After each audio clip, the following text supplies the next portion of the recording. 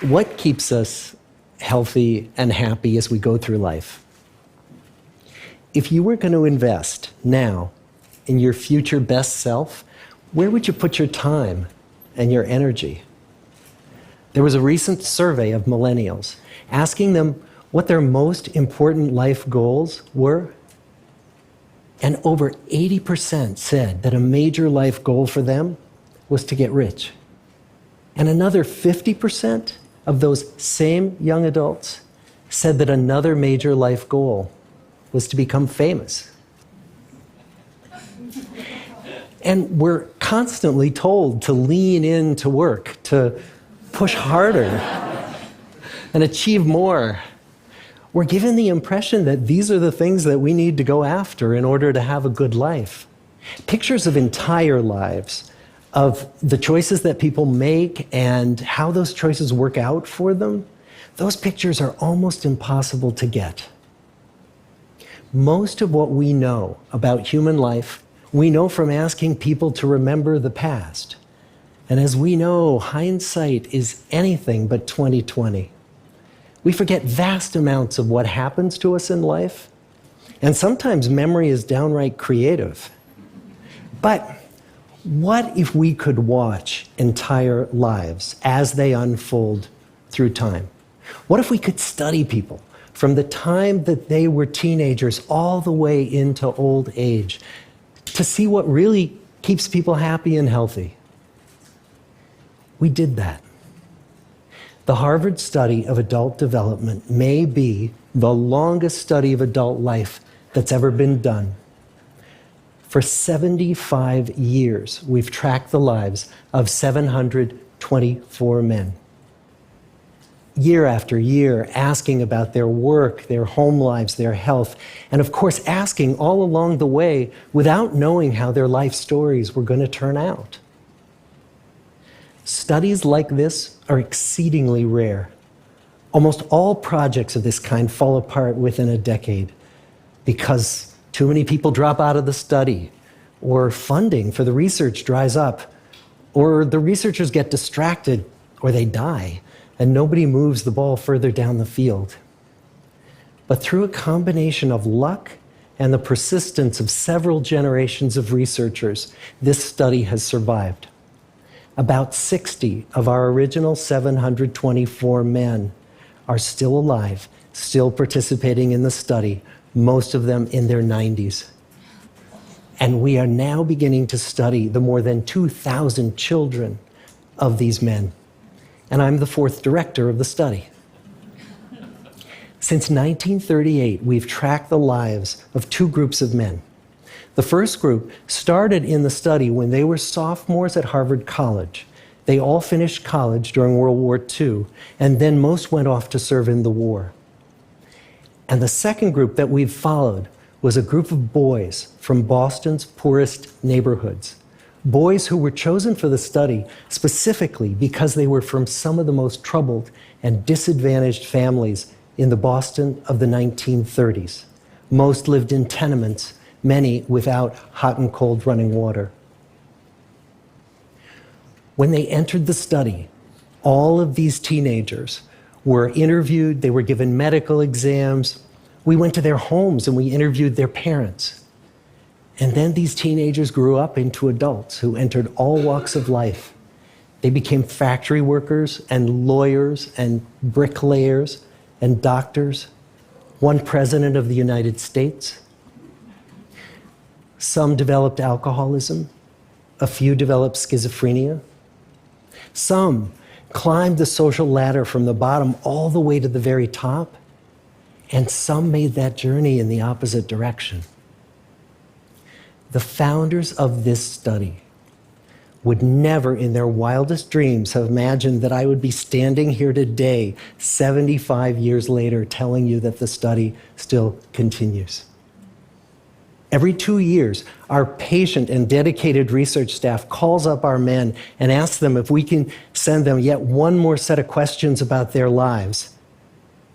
Many of the inner city Boston men ask us, "Why do you keep wanting to study me? My life just isn't that interesting."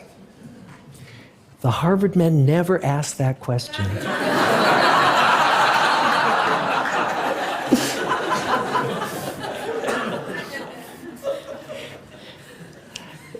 To get the clearest picture of these lives, we don't just send them questionnaires. We interview them in their living rooms. We get their medical records from their doctors. We draw their blood. We scan their brains. We talk to their children. We videotape them talking with their wives about their deepest concerns. And when, about a decade ago, we finally asked the wives if they would join us as members of the study, many of the women said, "You know, it's about time." So what have we learned? What are the lessons that come from the tens of thousands of pages of information that we've generated on these lives? Well, the lessons aren't about wealth or fame or working harder and harder. The clearest message that we get from this 75-year study is this: good relationships keep us happier and healthier, period. We've learned 3 big lessons about relationships. The first is that social connections are really good for us and that loneliness kills. It turns out that people who are more socially connected to family, to friends, to community, are happier, they're physically healthier, and they live longer than people who are less well connected. And the experience of loneliness turns out to be toxic. People who are more isolated than they want to be from others find that they are less happy, their health declines earlier in midlife, their brain functioning declines sooner, and they live shorter lives than people who are not lonely. And the sad fact is that at any given time, more than 1 in 5 Americans will report that they're lonely. And we know that you can be lonely in a crowd and you can be lonely in a marriage.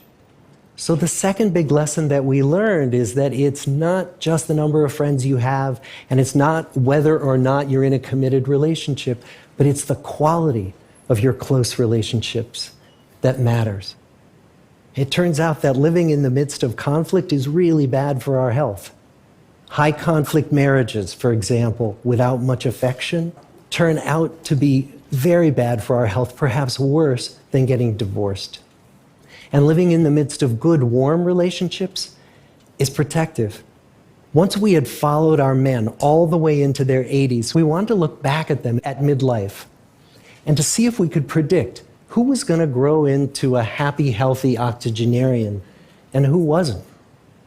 And when we gathered together everything we knew about them at age 50, it wasn't their middle-aged cholesterol levels that predicted how they were going to grow old. It was how satisfied they were in their relationships. The people who were the most satisfied in their relationships at age 50 were the healthiest at age 80. And good, close relationships seem to buffer us from some of the slings and arrows of getting old. Our most happily partnered men and women reported in their 80s that on the days when they had more physical pain, their moods stayed just as happy.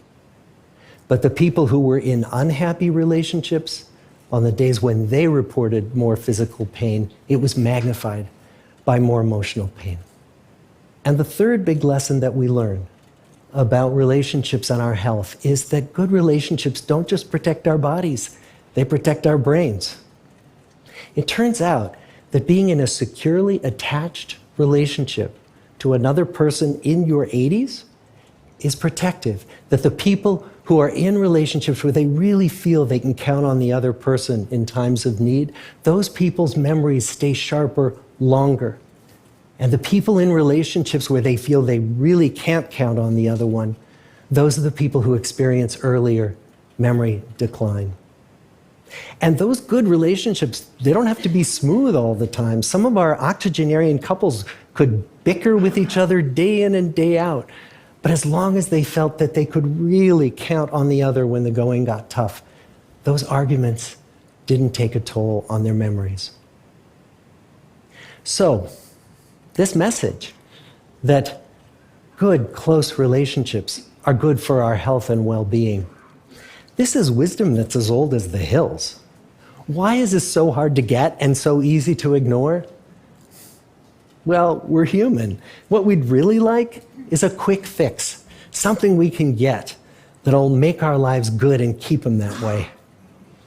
Relationships are messy and they're complicated, and the hard work of tending to family and friends, that's not sexy or glamorous.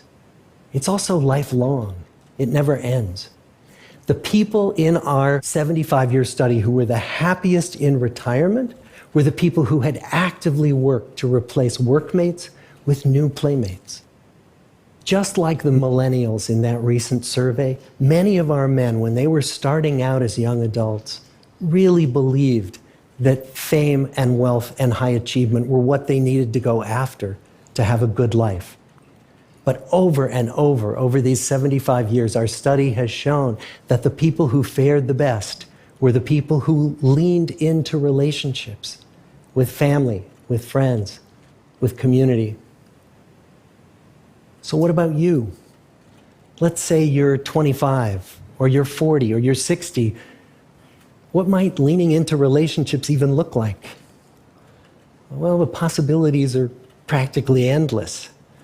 It might be something as simple as replacing screen time with people time, or livening up a stale relationship by doing something new together, long walks or date nights, or reaching out to that family member who you haven't spoken to in years, because those all too common family feuds take a terrible toll on the people who hold the grudges. I'd like to close with a quote from Mark Twain. More than a century ago, he was looking back on his life, and he wrote this: "There isn't time, so brief is life, for bickerings, apologies, heartburnings, callings to account. There is only time for loving, and but an instant, so to speak, for that." The good life is built with good relationships. Thank you.